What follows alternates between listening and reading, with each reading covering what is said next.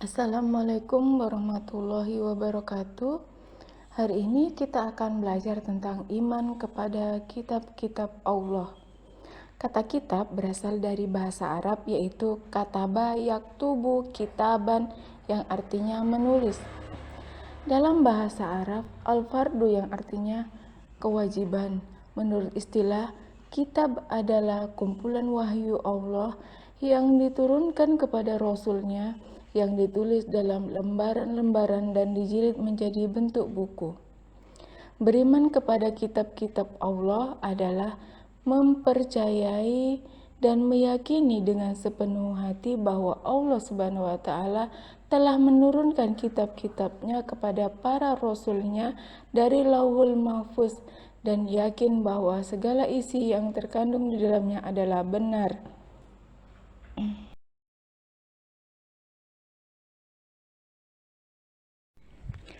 Adapun cara mengimani kitab-kitab Allah Subhanahu wa taala adalah sebagai berikut. 1. Percaya bahwa seluruh kitab yang diturunkan kepada Rasul itu merupakan wahyu Allah Subhanahu wa taala. 2. Mempercayai kitab-kitab sebelum Al-Quran secara ijmali atau global.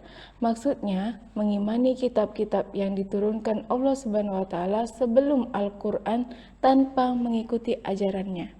3. Percaya terhadap Al-Quran secara tafsili atau rinci, maksudnya mengimaninya secara rinci sampai seluruh isinya dan mengikuti ajaran yang ada di dalamnya.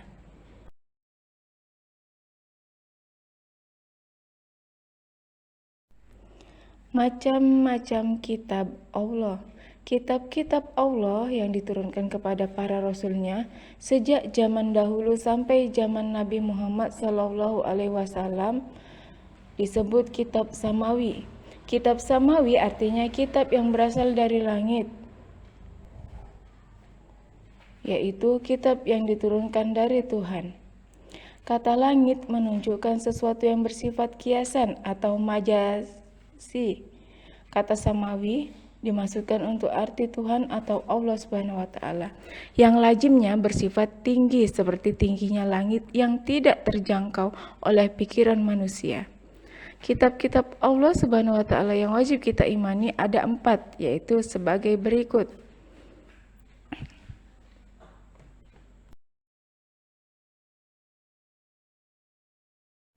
1. Taurat. Sebagai seorang muslim, kita wajib mengimani kitab Taurat yang diturunkan kepada Nabi Musa alaihissalam. Taurat adalah kata yang berasal dari bahasa Ibrani yang artinya syariah atau namus. Dalam bahasa Indonesia, Taurat diartikan peraturan. Isi kitab Taurat adalah keyakinan harus menyembah Allah, jangan menyembah berhala, beberapa hukum agama, serta menerangkan kedatangan Nabi Muhammad SAW. Beberapa hukum agama tersebut tidak berlaku lagi setelah diturunkannya Al-Quran kepada Nabi Muhammad SAW.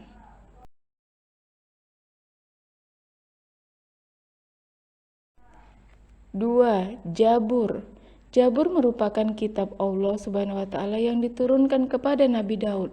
Di samping sebagai seorang rasul, Nabi Daud alaihissalam juga seorang raja bagi Bani Israel. Pada saat itu Bani Israel mencapai puncak kejayaannya.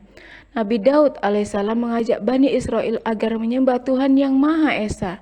Isi kitab Jabur merupakan petunjuk atau wahyu dari Allah Subhanahu wa taala dan kita wajib mengimaninya.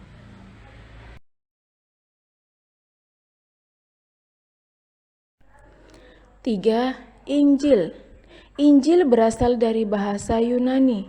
Dalam bahasa Arab berarti al-baisyarah yang artinya kabar gembira. Kitab Injil diturunkan kepada Nabi Isa alaihissalam atau Isa al-Masih putra Maryam.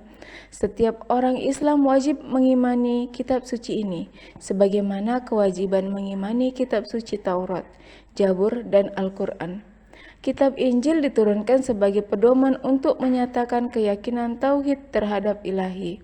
Selain itu, Injil juga berisi keterangan dan ajaran-ajaran yang membenarkan atau memperkuat ajaran yang terdapat dalam kitab-kitab sebelumnya, yaitu Taurat dan Jabur.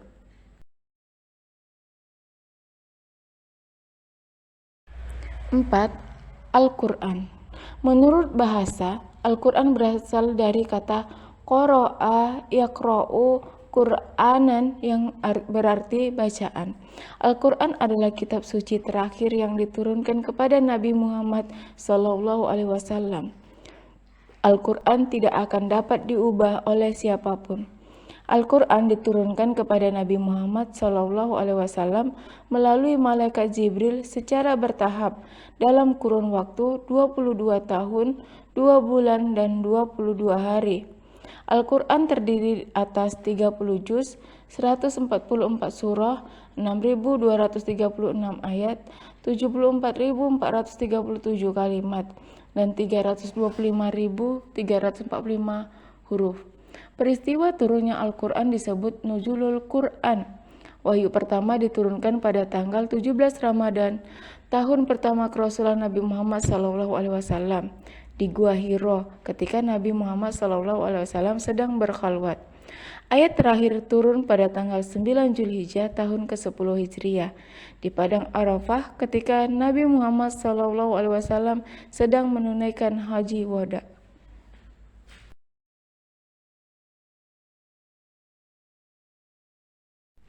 Kandungan kitab-kitab Allah. 1. Taurat. Kandungan kitab Taurat dikenal dengan sebutan 10 hukum, yaitu sebagai berikut. A. Mengesahkan Allah Subhanahu wa Ta'ala. B. Larangan membuat patung, berhala, dan menyembahnya. C. Larangan menyebut nama Allah dengan sia-sia. D. Supaya mensucikan hari Sabtu. E. Menghormati ayah ibu. F. Larangan membunuh sesama manusia. G. Larangan berbuat zina. H. Larangan mencuri. I. Larangan menjadi saksi palsu. J. Larangan mengambil istri orang lain.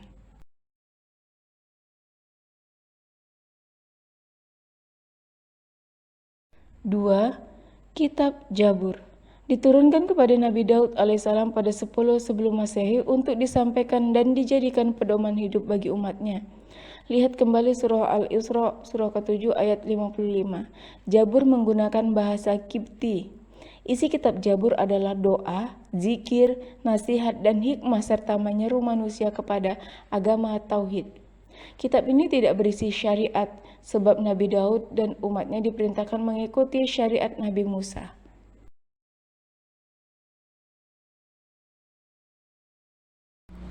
3. Injil. Injil diturunkan kepada Nabi Isa alaihissalam sebagai petunjuk hidup bagi kaum Bani Israel. Lihat kembali surah Al-Maidah surah ke-5 ayat 46.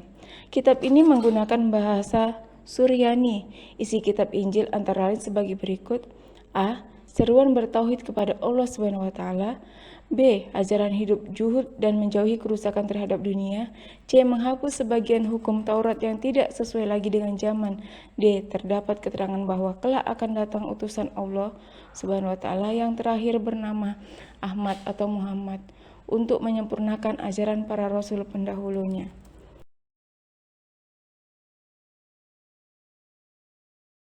4. Al-Quran. Kandungan kitab suci Al-Quran berisi 3 pokok hukum, yaitu sebagai berikut.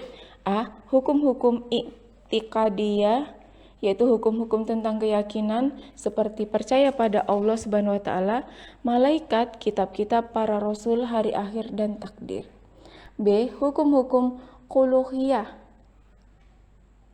yaitu hukum-hukum yang berkenaan dengan akhlak, kewajiban para mu'alaf untuk menghiasi dirinya dengan akhlak mulia dan menghindari segala perbuatan tercela. C. Hukum-hukum amaliyah, yaitu hukum-hukum yang berkaitan dengan segala perkataan, perbuatan, dan tindakan manusia.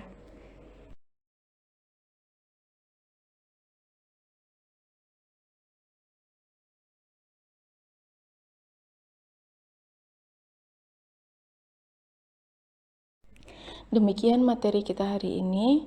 Saya akhiri. Wassalamualaikum warahmatullahi wabarakatuh.